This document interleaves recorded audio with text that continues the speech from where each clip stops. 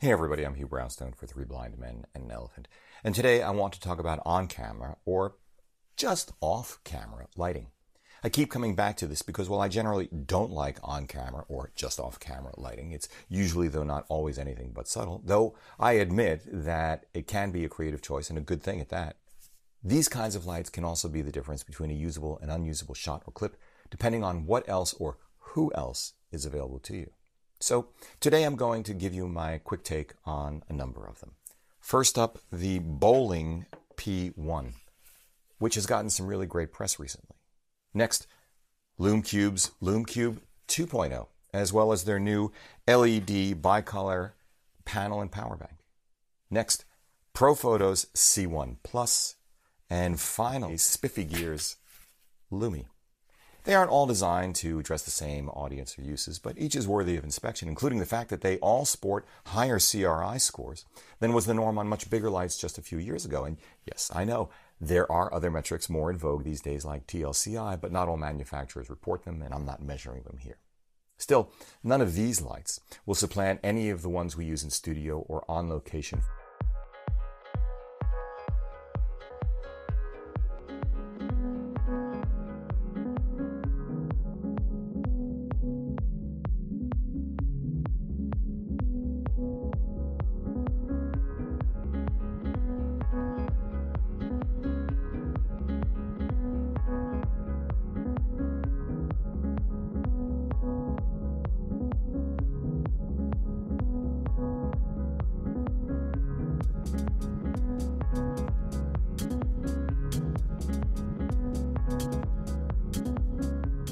Our aim with this kind of light is to find the best unit to serve as a fill light when I'm in front of the camera in shadow during the day, or as a key light at night, in either case allowing us to expose to the richness of the city around us.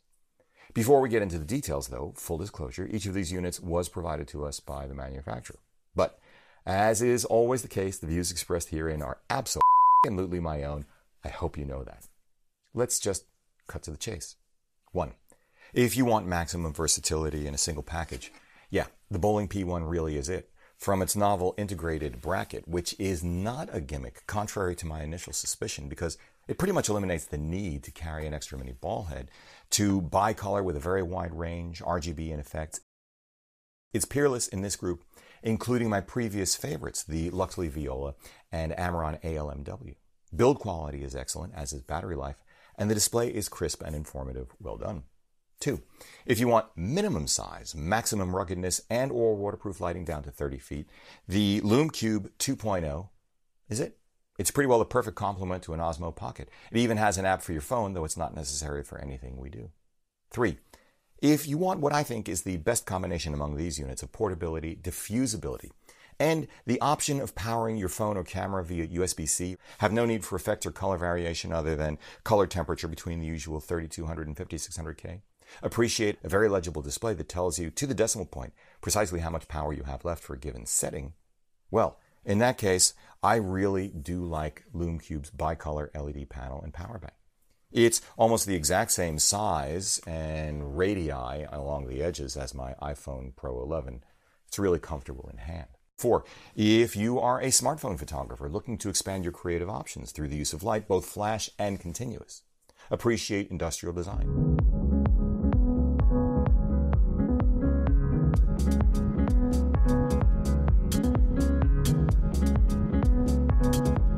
Fitness for purpose.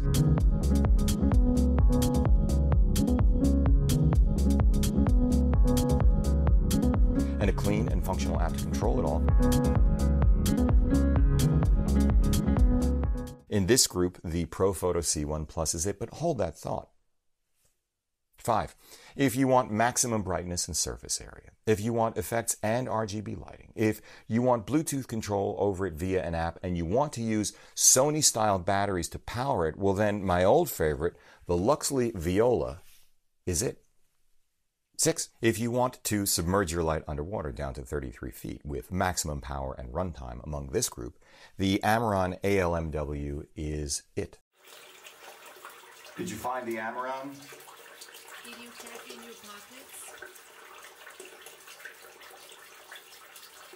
Oh, never mind. I found it. Built like a tank too, with really nice, clean industrial design. 7.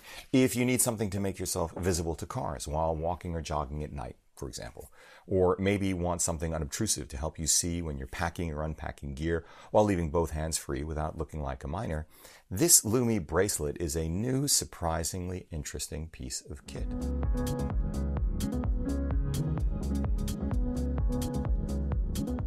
But hold that thought too. Of course, each of these lights has caveats. The Boling offers things I don't want or need, and is heavier, thicker, and less comfortable in hand than the Lume Cube panel. The buttons are small. I wish it were weather resistant enough to use in the rain, but I didn't see anything to indicate that, in fact, it is. Lume Cube 2.0 is so small that there's no way to defy the laws of physics. There's no reasonable way to diffuse it. It is not bicolor, though you can work with gels using the new and really clever magnetic holder. I don't mind the shorter battery life, especially when I learned that when you set it to minimum power, it lasts a really long time, if you can get by with that little light. As I alluded to earlier, the Lume Cube LED panel and power bank doesn't offer effects or RGB output. It doesn't last as long as the Boling P1 either. But like the Boling, I'd like to be able to use it in the rain. Again, didn't see anything to indicate it is sufficiently weather resistant to do so, and I am not willing to find out on my own. Also, like the Boling P1, the Lume Cube panel is not particularly easy to manipulate with gloves on, as the buttons on both are really quite small with very limited travel. Profoto's C1 Plus is relatively expensive and underpowered, but most importantly of all, slow to trigger when used as a flash unit. Now, this is a shame because I love the concept and design. It is very, very clever. In fact, using the C1 Plus to trigger the camera rather than the other way around, well, maybe that's just a little bit brilliant.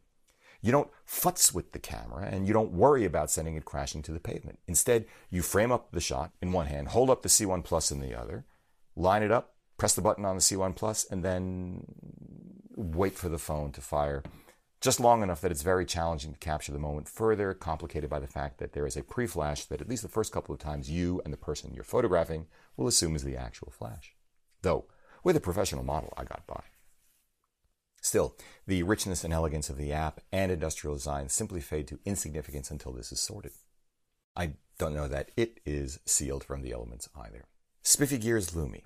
It's relatively inexpensive at $45 compared to the rest of this particular field, but it isn't cheap for what it is, at least in comparison to the rechargeable LED dog collars out there for less than $20. But to be fair, Spiffy is aiming higher, and as I said, it is a novel approach. Still, there's no, say, quarter-20 hole for mounting, and it just doesn't have enough output for what we do to be used in any scenario where it would be the only light for recording.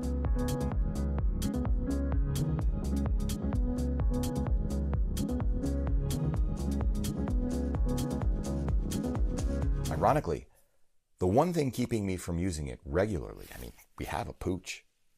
And though this may be a function of the fact that it's part of an early run, or might be because it was a demo unit at PPE, I'm not sure in either case, the charging port plug doesn't really seal properly. This thing. And of course that means I'm not willing to try using it in the, guessed it, rain. As I've already reviewed the Viola and Amaran ALMW, this time I'll only offer one or two caveats on each. First, the Luxli's reliance on Sony-style batteries means that while it lasts the longest by far,